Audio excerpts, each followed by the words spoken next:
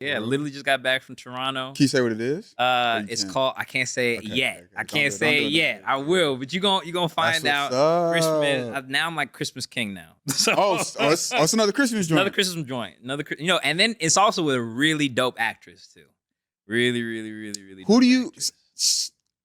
You get noticed more for like the walk good stuff. Yeah, okay. I am Mr. Walk Good. Gotcha. I'm the yoga guy. But I don't mind that. When you out there, be like, you the yoga guy? Like, yeah, bro. You the yoga guy. Dope. You walk good. I get that everywhere in the city. You know, you and I, we be outside. Like, yeah, I don't get that. They be like, you not from LA. Like, what the fuck?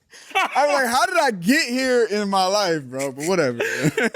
Oh, we accept it. Yeah, you got accepted, man. We can trade, though. Anytime you want, we can trade. But here's the thing, like, we're building something that we're recognized for. And a lot of people can't say that. Yeah, a lot of people can't say that. We're Which building something that we built on our, this is our babies. Like, suburban LA is your baby. Walking LA is my baby. Yeah. And to watch that baby grow and people actually care and nurture that and support that. That's a beautiful thing. Wait, so when did you get to the point where you felt, because you're like, yo, I was super mean. When did you get grateful? When did I get grateful? Or were you always grateful? Or? Always grateful. Okay. I was always grateful. Okay. I mean, the fact that we're alive here, being able to talk on these mics in front of an audience, millions of people will be able to see this on the World Wide Web, man, that's something to be grateful for.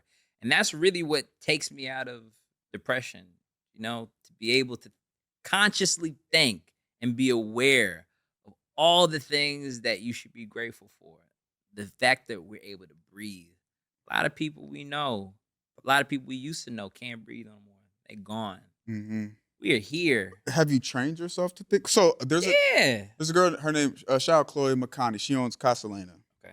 You guys kind of give me that same, like, you throw it and it's like a positive spin on it no matter what. I'm always looking at the glass half full, never half empty. But to that, did you have to, I feel like I have to train myself to be that way. And that's why I'm at, because I'm not always that. And sometimes the other day, I'm like, bro, I swear to God.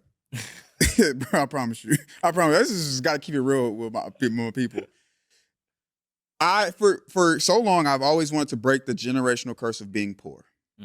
I've put myself in a position to where, like, wait. Can I pause you right there? My cousin Marley just told me this. Go. She said, if trauma, if a curse can be generational, so can healing. That's fire. If a curse can be generational, so can healing. So yeah, okay, continue. No, that's fire. And to that, I've always been focused on that, and I put myself in a position to where, like, again, not the richest person, but I can get money fairly easily. And I found myself legally. Don't play. Solomon, cut that out. No, legally. And got a decent check. And I remember, and I was just like, fuck, there's not enough zeros, da da da. And I had to check myself, like, hey, yo, like, bro, when you first started, like, if you would have never, like, so I'm like, bro, and I had to check myself, like, yo, you got to be grateful, bro. Be thankful. Like, how can I sit up here with 100-something thousand followers, whatever it is, people know who I am, and it's like, you're still not grateful?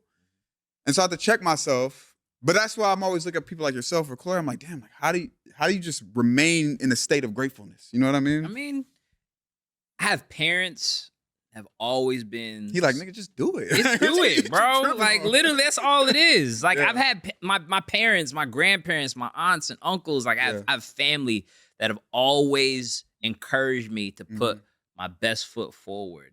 And, you know, at some point, it just gets ingrained in you. And I really took it to heart, you know? And through all the things that I've been through, how could I not be grateful for the life that I've been given, man? Because it could honestly be taken away from me several times. I told you 3 instances of where I almost could have lost my life. In like an 11th month span. You know? Facts. So the fact that I'm here, like, how can I not be grateful? But you said it, though. And I think it was your cousin who said it. If trauma can be generational, so can healing. And you think about it, how trauma compounds, but it's like you reverse it and now healing is compounded. You know what I'm saying? And you're just you start thinking more positively. I think right now we're just inundated with a bunch of negative media Facts. And I just can't live my life Facts. that way, man. Yeah. I can't live my life that I could honestly say that, I forgive the people who shot me. I forgive the person who ran up on me. Because there's one thing my grandmother always told me. She said, how could one learn without a teacher? That young man who robbed you with his father, they didn't have a teacher. They didn't have anybody to guide them, lead them towards a positive path, towards a righteous path. They had a teacher to teach them to do the other way. Opposite. Yeah, exactly. And so I can't be mad. And holding on to that negative energy, holding on to that anger does nothing for anybody. I assume you go to therapy? Yeah, I go to therapy. But I had to find the right therapist. I even go to a couples therapy too. You are like a good. Yeah. How old are you? 33. You are a great. How old are you? 29. 29. So I got there's hope. Bro, you light years ahead. Look what you're doing at 29, There's bro. Hope. No, bro, but no, honestly, I thought you were like a little closer to me, a little closer. But how did you think I was? I thought you were gonna say like probably like 29, 30. Okay, I'll take it. Yeah. You heard that, right? 29. 29, 30. Simon, do he look at day? Okay, I'll take it. Listen, guys. I know my producer. Simon, put your face on him. You're whooped. You're tired. How many sessions did you have today? You're tired today. Oh, I'm all right. I know you, bro. He's tired. I'm all right.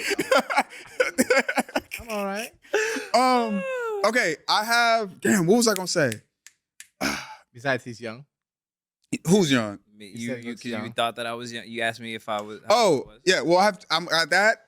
I got another place I'm taking. Then we have an LA segment. We're gonna do this or that. I gotta have. That's the one I was waiting for. Yeah.